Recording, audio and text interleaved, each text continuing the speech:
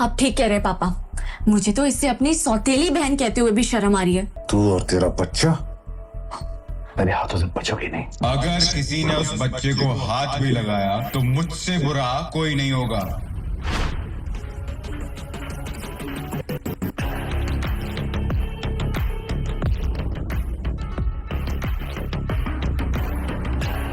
मुझे अविनाश में एक सहारा दिखता था और मैं उसके गले से लिपट गई। पर तभी मुझे एक जानी पहचानी सी खुशबू आई। ये उसका स्पेशल परफ्यूम है। और जैसे मुझे इस खुशबू के बारे में याद आया, मेरे पैरों तले से जमीन ही निकल गई। ये खुशबू बिल्कुल वैसी ही थी।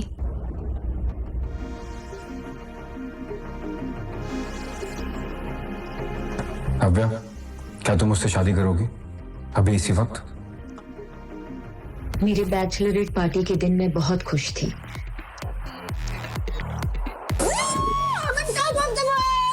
तो एक सेलिब्रेशन तो बनता है बेटा। पर शादी के एक दिन पहले मेरे साथ ऐसा घिनौना हादसा हुआ जिसे बताने में भी मुझे शर्म आती है।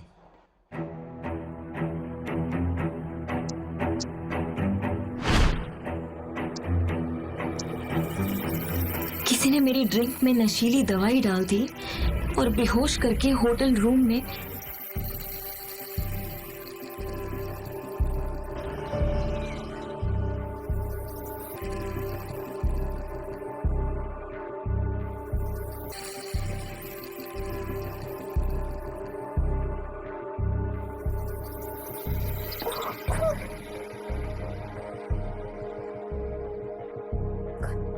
मैं ऋषि के साथ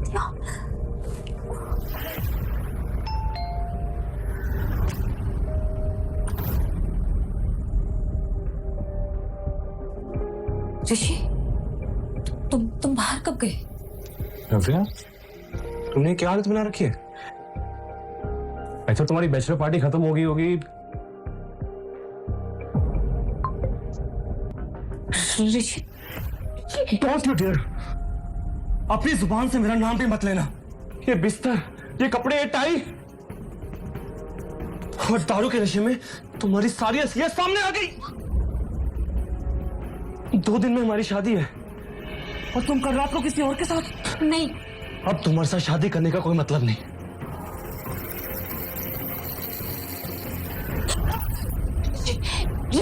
ऋषि मेरी बात सुनो। ऋषि प्लीज मेरी बात सुनो। ऋषि ने शादी तोड़ दी और चला गया। कैसा लगा शादी का तोहफा?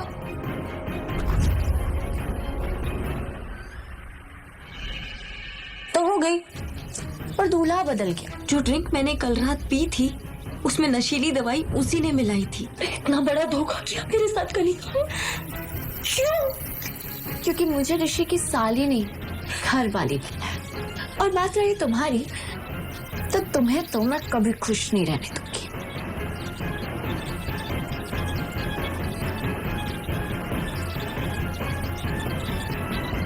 शर्म, मुझे शर्म आती है तुझे अपनी बेटी कहते हुए। पापा, ये सब कुछ कनिका ने किया है। कनिका ने मुझे फंसाया। मैंने कुछ अभी के अभी निकल जाओ इस घर से। सेना परिवार से तुम्हारा कोई रिश्ता नहीं। कनिका ने अपना काम कर दिया था और पापा ने मेरी एक नहीं सुनी। पर मेरी सौतेली माँ ने मार मार कर मुझे घर से निकाल दिया। इस शहर में मेरे लिए कुछ नहीं बचा था और मैं अपनी मौसी के घर बैंगलोर चली गई। 9 महीने बाद मैंने एक बेटे को जन्म दिया। पर मेरी मुश्किलें यहाँ खत्म नहीं होने वाली थी। मेरे बेटे के पैदा होते ही उस पे हमला हुआ।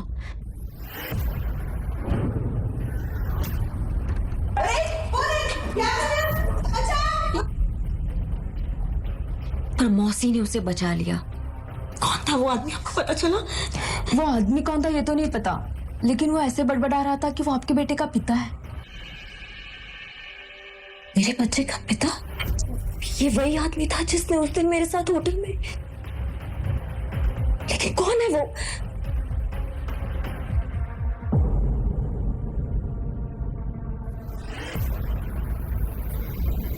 धीरे धीरे समय बीतता गया और मेरा बेटा आरफ मेरी जान बन गया। मैंने उसे ही अपनी दुनिया मानकर फिर से एक नई शुरुआत की। मैं अपने अतीत को भुला चुकी थी और आरफ पर इसका साया भी पड़ने देना नहीं चाहती थी। मैंने एक एंटरटेनमेंट कंपनी में जॉब शुरू कर दी। तभी एक दिन मम्मा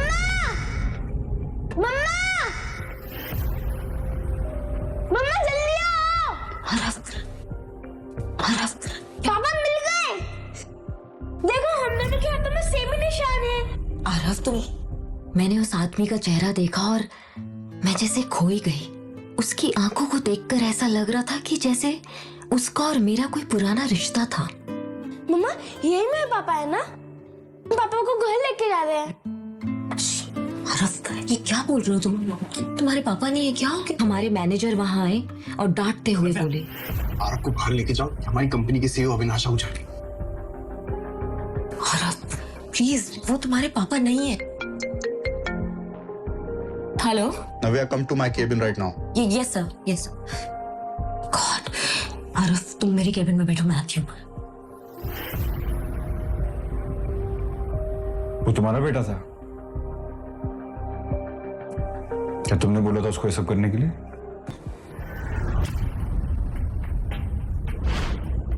देखो, मैं आरव को नाराज नहीं करना चाहता। क्या हम परसों डिनर पर चल सकते हैं?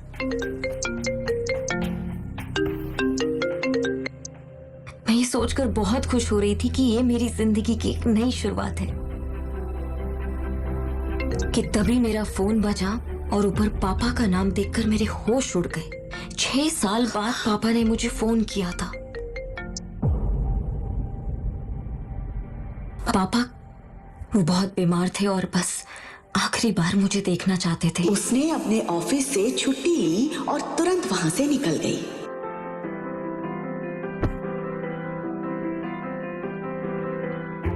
कुछ घंटों बाद वो बेंगलुरु एयरपोर्ट पर चेक इन कर रही थी। वो अपने पापा के एक बुलावे पर दौड़ी चली जा रही थी, सिर्फ इस उम्मीद में कि शायद अब उनका रिश्ता फिर से पहले जैसा हो जाए।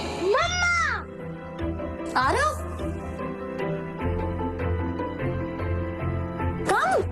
ये आवाज किसी और की नहीं बल्कि आरव की थी। आरव नव्या का बेटा था। उसके साथ अतीत में जो हुआ उसके बाद उसने अपना शहर तो छोड़ दिया था, लेकिन उस रात की याद उसकी जिंदगी से कभी दूर नहीं हुई थी। बेंगलुरु शिफ्ट होने के कुछ ही दिन बाद उसे पता चला कि वो प्रेग्नेंट है। मम्मा देखो हमारा फ्लाइट मिस हो गया। अरे वो हमारी फ्लाइट नहीं है, हमारी फ्लाइट 1 घंटे बाद है। और अगर मिस हो गया तो? और अगर मिस हो गया तो हम पैदल पैदल जाएंगे, ठीक है? बहुत ही प्यारा बच्चा है आपका। बहुत नॉटी भी। Thank you. आज उन्हें किस्मत ने फिर से सामने लाकर खड़ा कर दिया था। सॉरी।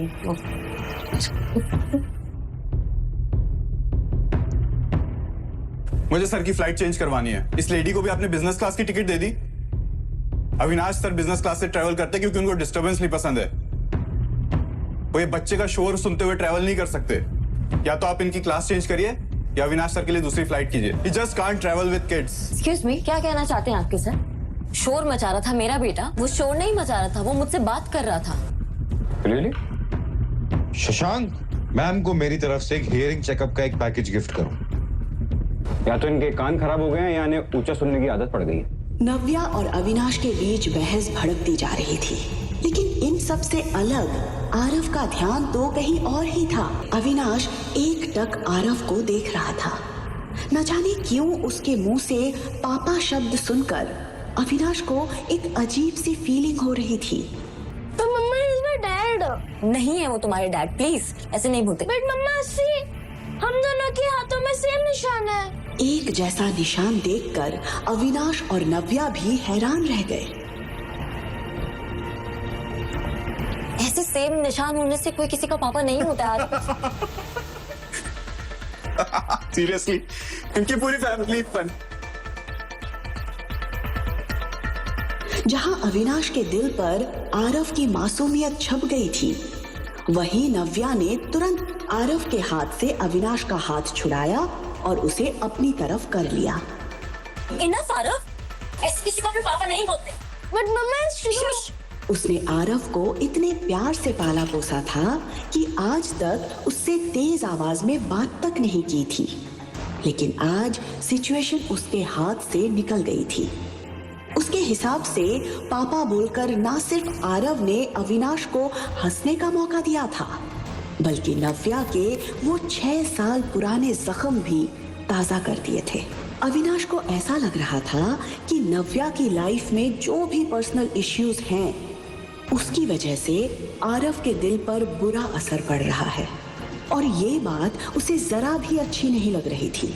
नव्या परेशान होकर सब कुछ संभाल ही रही थी कि तभी अविनाश ने उसे टॉन्ट मारते हुए कहा, जब बच्चे संभालना नहीं आता तो पैदा क्यों करते हो? इंडिपेंडेंट बनने के नाम पे सिंगल पेरेंट बन जाते हो। कभी सोचा बच्चे पे क्या असर पड़ेगा? ये बात नव्या को बहुत बुरी लगी। आज किसी ने उसकी पेरेंटिंग पर सवाल उठा दिया था। तुम्हारी हिम्मत!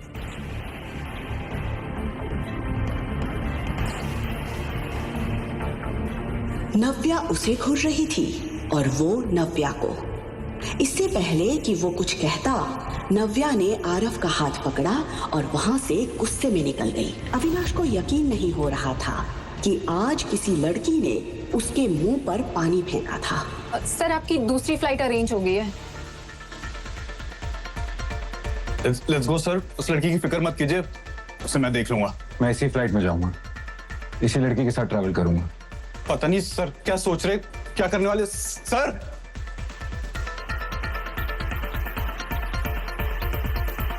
सिक्योरिटी चेकिंग के दौरान अविनाश बार बार नव्या को देखे जा रहा था, लेकिन नव्या अविनाश को नजरअंदाज करते हुए आगे बढ़ गई। कुछ घंटों बाद जब फ्लाइट चंडीगढ़ में लैंड हुई, तब तक नव्या सब कुछ भूल चुकी थी। इतने सालों बाद अपने शहर में पैर रखते वक्त उसे ऐसा लग रहा था जैसे उसकी लाइफ में फिर से सब कुछ बदलने वाला था।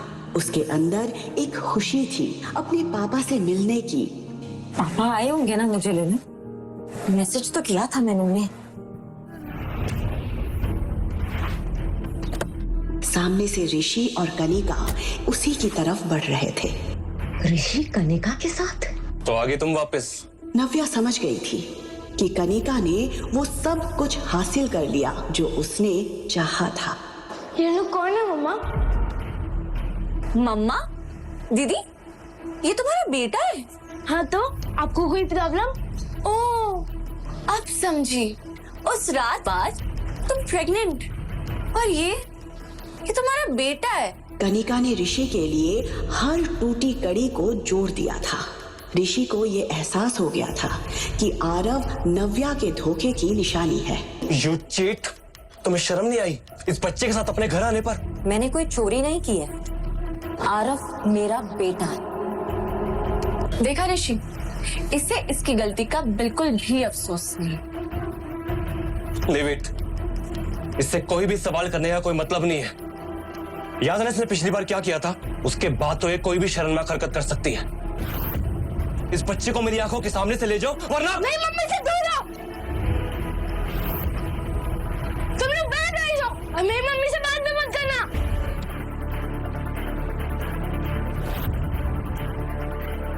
मेरे बच्चे को हाथ लगाने की हिम्मत भी मत करना। Behave yourself. शायद तुम भूल रही हो कि तुम ऋषि शेखावत से बात कर रही हो, समझे? नो वंडर है बच्चा इतना बदतमीज है। माँ के गुण है इसमें। ये सिखाया तुमने अपने बच्चे को? और एक सिंगल मदर से क्या उम्मीद कर सकते हैं? मम्मा को कुछ मत बोलना, आप गंदे हो। नव्या इसका मुंह बंद करो। उठा कर तो दिखाओ। ये सुनते ही नव्या ने पीछे पलट कर देखा तो ये आवाज किसी और की नहीं बल्कि अविनाश आहूजा की थी। उसे देखकर नव्या शॉक्ड रह गई थी।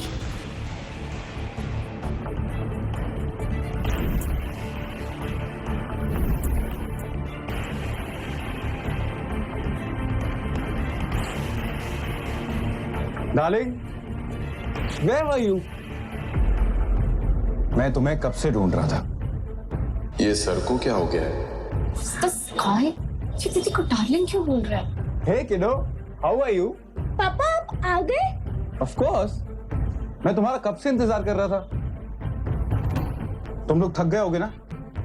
पहले लंच करोगे कि रेस्ट करोगे? नव्या पूरी तरह से ब्लैंक खड़ी थी। वो कभी अविनाश की तरफ देख रही थी, तो कभी आरव के।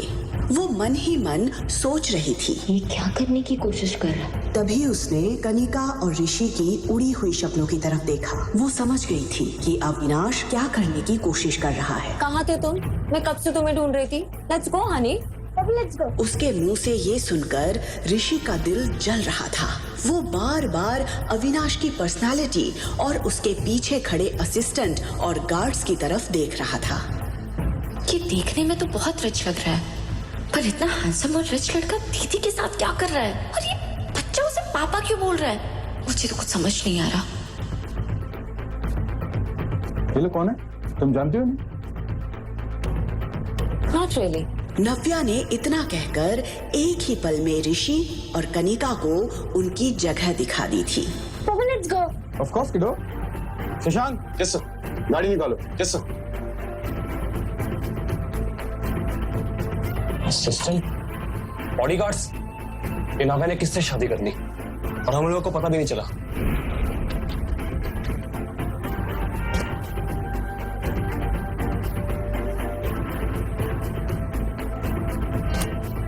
What the hell? इसे हमें इंट्रोड्यूस भी नहीं कर पाए। जैसे ही नव्या वहाँ से निकली, उसने सुकून की गहरी सांस ली। इतने सालों में उसने ऋषि को भुला जरूर दिया था, लेकिन आज उसे कनिका के साथ देखकर उसके जख्म मानो ताजा हो गए थे। उसे एक अजीब सी बेचैनी हो रही थी और ये बात अविनाश उसके चेहरे पर साफ देख पा रहा था। पापा हम कहाँ जा रहे हैं? Aarav, what is wrong with you? तुमको पापा क्यों बुला रहे थे? पापा नहीं है। तो मम्मा वो मेरे पापा है, मुझे पता है। नो आरव, नहीं, प्लीज उनको पापा मत बुलाओ। थैंक यू सो मच उस वक्त हमें उन लोगों से बचाने के लिए। शेली, आई थिंक तुम्हें थैंक यू से पहले सॉरी बोलना चाहिए। मुझे पता था सर इतनी आसानी से लड़की को नहीं छोड़ेंगे। नव्या को भी फील हुआ कि शायद उसने अविनाश पर पानी फेंककर कुछ ज्यादा ही रिएक्ट कर दिया था। I know I was wrong. मुझे वैसे रिएक्ट नहीं करना चाहिए था। आपने मेरी पेरेंटिंग पे सवाल उठाया था, इसलिए मैं खुद को रोक नहीं पाई थी।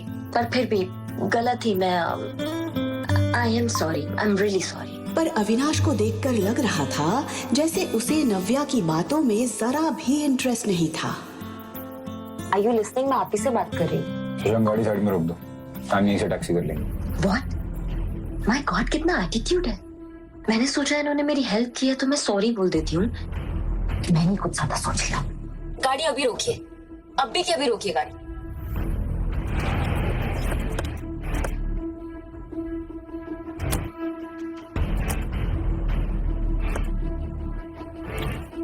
What's this? ये टैक्सी का फेयर, यहाँ तक लिफ्ट दिया ना, thank you so much. What the hell? ये लड़की समझती क्या अपने आप को?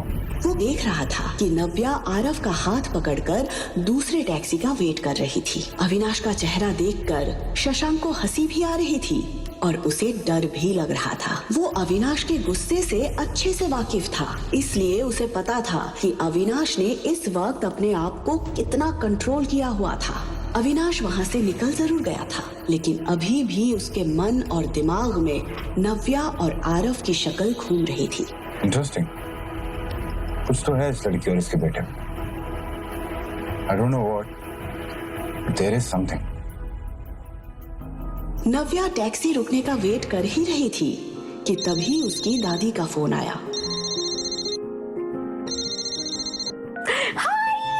हाय बेटा नव्या, कैसी है तू बेटा? चंडीगढ़ में आपका स्वागत है। नव्या हमेशा से अपनी दादी के सबसे ज्यादा करीब रही थी। नव्या के घर से जाने के बाद शिखा और कनिका के बिहेवियर से परेशान होकर मीनू दादी ने भी कुछ साल पहले सिन्हा मैंशन छोड़ दिया था।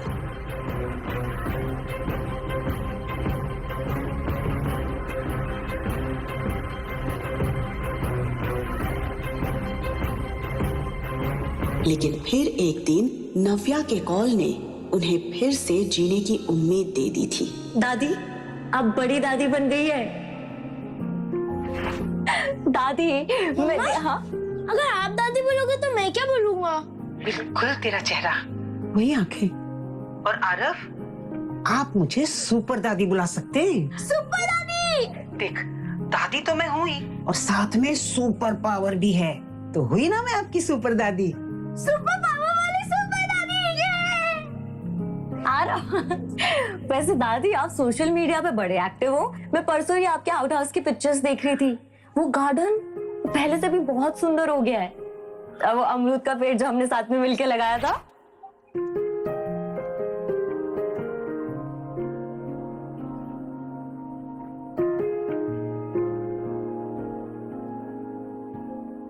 इतना सब कुछ अकेले आप कैसे कर लेती है दादी?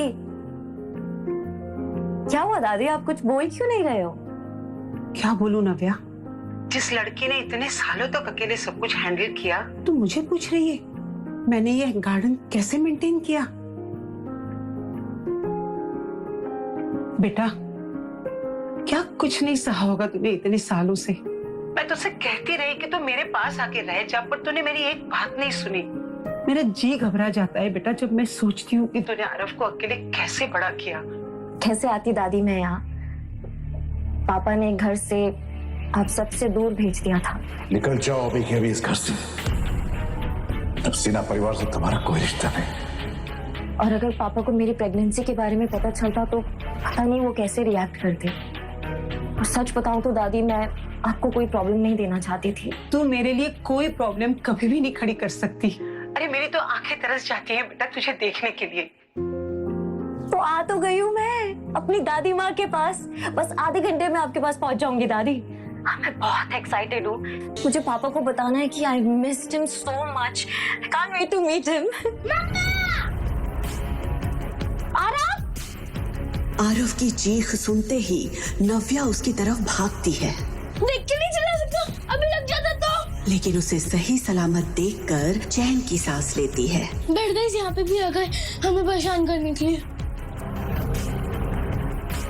आरव, ये बैड गाइस तुम्हारा कुछ नहीं बिगाड़ सकते जब तक मम्मा तुम्हारे साथ।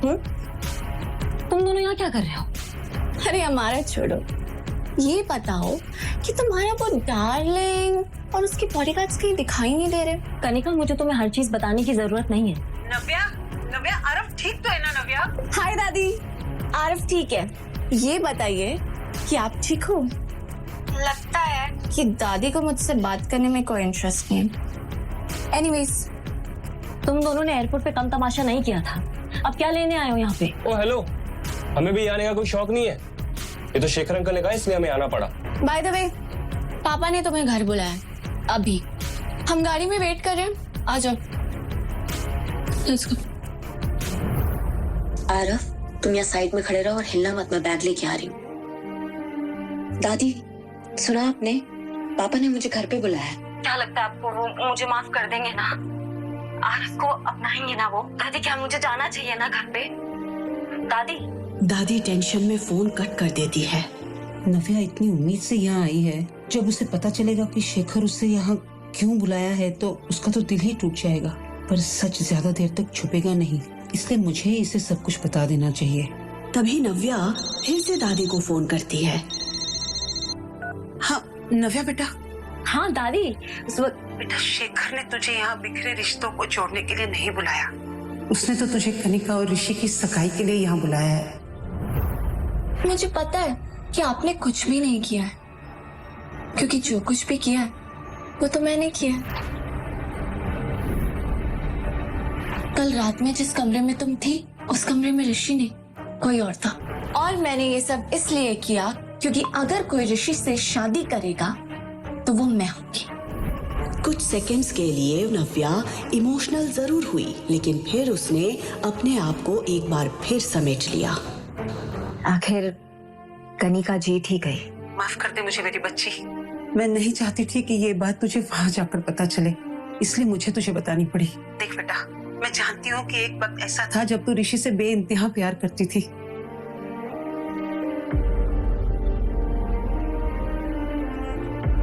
आज जब तू तेरी बहन को ऋषि के साथ देख रही है तो मुझे पता है तुझ पर क्या बीत रही होगी। पर नव्या, मैं फिर भी चाहूंगी कि तू इस एंगेजमेंट को अटेंड करे। तेरी ये हिम्मत है ना बेटा, उन सब के मुंह पर एक करारा तमाचा होगी जिन सब ने तुझे तोड़ने की कोशिश की है। आप सही कह रही है दादी।